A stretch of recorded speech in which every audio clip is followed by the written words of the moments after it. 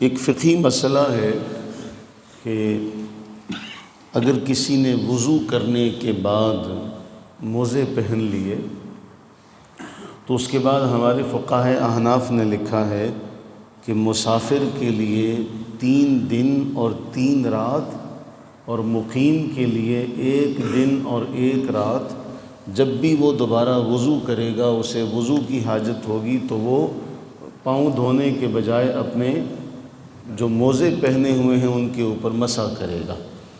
جو مقیم ہے، جو رہنے والا رہائشی ہے، اس کے لیے 1 دن اور 1 رات اور مسافر کے لیے 3 دن اور 3 رات۔ یہ وقت شروع کب سے ہوگا؟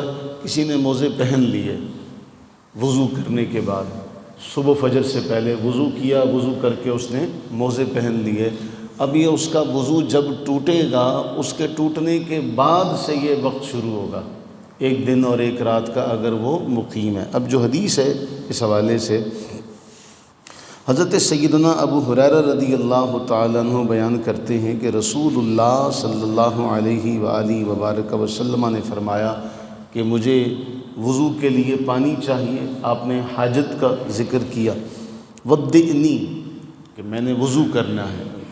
اب آپ علیہ الصلوۃ والسلام کے لیے جب وضو کا اہتمام کیا گیا، نبی سرور عالم صلی اللہ علیہ وآلہ وسلم نے پہلے قضائے حاجت کی، اس کے بعد آپ نے اپنے ہاتھوں کو مٹی سے، جس طرح اس زمانے میں دھویا جاتا تھا کیونکہ صابن وغیرہ تو نہیں تھا، ثم ادخل یدہ فی التراب فمسحھا، تو آپ نے اپنے ہاتھوں کو مٹی میں داخل کیا اور مٹی سے کیا کیا؟ ہاتھ دھوئے یا صاف کیا۔ ثم غسلھا، پھر ان کو آپ نے دھویا، مٹی سے ملنے کے بعد اپنے ہاتھوں کو دھویا۔ ثم تودع، پھر آپ نے وضو شروع فرمایا۔ اس وضو میں نبی صلی اللہ علیہ وآلہ وسلم نے سارے اعضاء کو دھویا۔ جب پاؤں کی باری آئی تو ابو ہریرہ رضی اللہ تعالیٰ عنہ کہتے ہیں کہ رسول اللہ صلی اللہ علیہ وسلم نے چونکہ موزے پہنے ہوئے تھے تو آپ نے مسح کیا۔ فقلت یا رسول اللہ رجلاک، میں نے عرض کیا کہ اے اللہ کے رسول پاؤں نہیں دھوئے؟ تو نبی صلی اللہ علیہ وآلہ وبارک وسلم نے فرمایا انی ادخلتہما وہما طاہرتان، میں نے اس کو وضو کر کے پہنا تھا، میں نے وضو کیا تھا اور وضو کرنے کے بعد ان موزوں کو پہنا تھا۔ تو یہ حدیث ہے۔